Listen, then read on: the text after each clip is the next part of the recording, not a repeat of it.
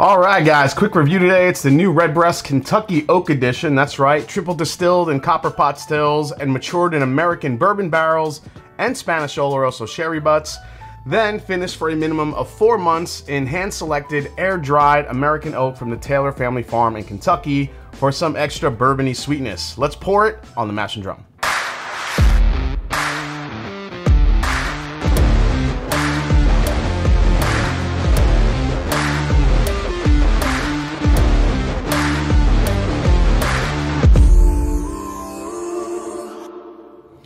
What's up, folks? I'm Jason C. from the Mash and Drum, and welcome to the show. Redbreast Irish Whiskey is taking on a new chapter in their American Oak series, which celebrates the integral role of native wood in the production of Redbreast Irish Whiskey, giving provenance to the wood and American oak influences to the whiskey. Now, the first limited release in the series is the Redbreast Kentucky Oak Edition, which comes from a classic Irish recipe of malted and unmalted barley, and is mentioned triple distilled in copper pot stills, matured in American oak bourbon and then Spanish Oloroso Sherry butts, then finished for up to 7 months in American white oak sourced from the Taylor family's Elk Cave farm in Kentucky. Redbreast is known for its heavy sherry influence, said master blender Billy Layton. This can often mean that its ex-bourbon counterpart is overlooked, even though Kentucky white oak barrels, which have previously held bourbon, are central to the Redbreast DNA. He goes on to say that this series explores the role of American white oak and what it plays in the composition of Redbreast, and takes it one step further with the final maturation in virgin casks to enable the wood contribution to take center stage.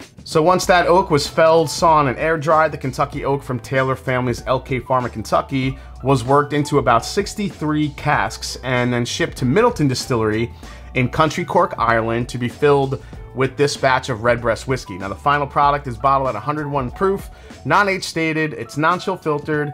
It's being sold exclusively in the US with a suggested retail price of about $95, $99, call it $100. So this has a nice color to it. It's not specifically anything too far sherry or even too far bourbon. It's kind of right in the middle. It's not as light as a typical, just a straight, younger Irish whiskey would be.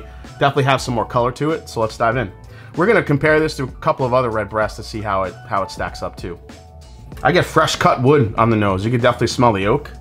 You get roasted almonds. When I first opened this and tried this, I was getting a lot more bourbon influence. It got way more into like the toffee vanilla side of things, but now it's gotten more on the Irish whiskey side of things, where you're getting kind of like that crossway between like pineapple, peach, and a little bit of like that dark sherry influence, like maybe like a hint of raisin or even chocolate. But on the nose, it's really more along the lines of like that fresh cut wood note, which can be a little bit off-putting to some folks.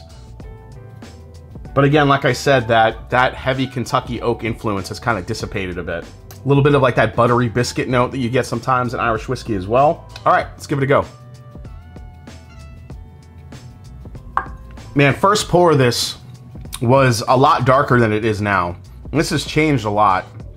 Just after a few pours, in the beginning, the toffee, the almond, all was coming out. Now it's just gotten more apple, peachy, pear, along those lines. There's like a hint of cinnamon, a hint of spice, but it's mainly kind of like that apple, pear, peach combination. One thing you do get on this that I think is maybe a little bit different than a typical Irish whiskey is there's some more oak. There's a little bit more oak forward here. There's some good oak presence. It's not as light as you would get from a typical Irish whiskey. The pot still spice is there. Got a lot of black pepper on the back end of this. But yeah, I mean, it's peach, apple, pear for me. Let me one more sip here.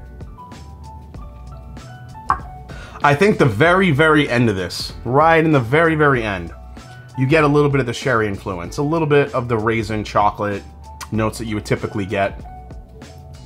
Maybe not even raisin. I think raisin might be actually too dark for what I'm getting. This might be just a little bit more of like a grape note.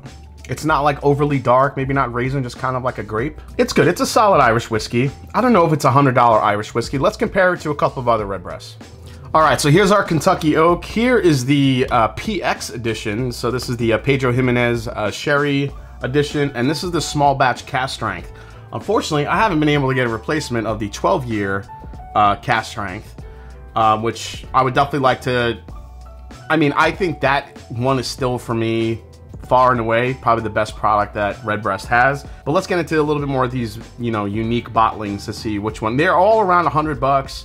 Honestly, the PX one might be a little bit more, and this one only comes in at 92 proof. The small batch cask strength, which I wasn't a big fan of at first, this one is 117.4. So this one has way more of a proof heft to it compared to the other two. So let's go to the PX one. Now the PX is definitely darker when it comes to color, but it smells amazing. This is the raisin and the chocolate all day long. Chocolate covered raisins. There's still some like wood spice in there as well. I actually get like a little bit of a coffee note on this, which I absolutely love. All right, let's try the PX. That's just dessert in a glass. That's so damn good. That's like, man, raspberry ice cream with chocolate syrup on top. Top it with some like toasted almonds. Little sugary sweet. It's definitely on the sweeter side than even what we were getting here in the Kentucky Oak. But this one seems to have a little bit more depth of flavor to it. Yeah. Raisins and chocolate. It's like cinnamon raisin bread. Still got like that pot still spice too on the back end. Even at 92 proof, you don't lose that. All right, let's go to the cask strength. Haven't had this in a minute. That buttery biscuit, a lot of brown butter. That pot still spice is there. You still get a little like a not a green apple. I think this is a little bit more of like a red apple. Man, compare it to the Kentucky Oak. Yeah, when you compare it, you could really smell kind of the fresh cut wood coming out of the Kentucky Oak. It's interesting. All right, let's try the cask strength again. All right, yeah, cask strength is more toffee, a lot more spice, and that proof you could definitely feel every bit of it. Yeah, the apple is there. I'm actually getting a little bit of coconut in this now, which is a unique thing to find in a in an Irish whiskey. This is the cask strength small batch is more of a direct flavor profile. You kind of know what you're getting. You're just getting it at a higher proof, especially if you're a fan of Redbreast. The Kentucky Oak, even though you have a third finishing in the virgin Kentucky barrels, you definitely get the oak. But I don't know, I think I was looking for some more like darker flavors in that one. They finished it for 7 months, it said in the virgin casks. And I don't know, I just feel like I want more vanilla, I want more toffee or caramel, and I want more of those deeper, richer, dark flavors that I was looking for. Where I'm actually just getting like brighter, I'm getting peach and I'm getting apple and pear. In the beginning, it was like that because it felt darker when I first opened it. But now it just feels like it's I don't know. It feels youthful to me. Now the PX, I am all about the PX. The PX is delicious. It's got everything you want in an Irish whiskey. It's got the pot still spice, but then it carries all like that dark fruit, the chocolate characteristic, the raisin, everything. This is where, if you have $100 to spend on an Irish whiskey right now, if it's not the Redbreast cask strength 12 year, which I still think beats all three of these, but this is the one when it comes to the specialty releases that Redbreast is putting out. This PX one, to me, that's the one to go with. This one is, even though it's the lowest proof, it's the most rounded, it has the most depth of flavor. That's the jam right there, no pun intended.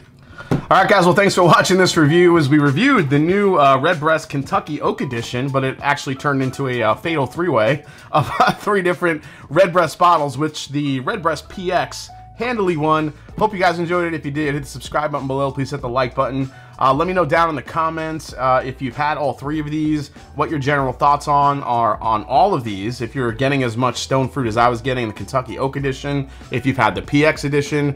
And as I always say, it's not about the whiskey, it's the people you share it with. Of course, we're gonna do a triple threat Redbreast blend. Why not? Let's blend all 3 of these. I always love doing the blends because you never know what could happen here. All right, cheers, here we go. Sometimes you get a good one and sometimes you just fail. That failed.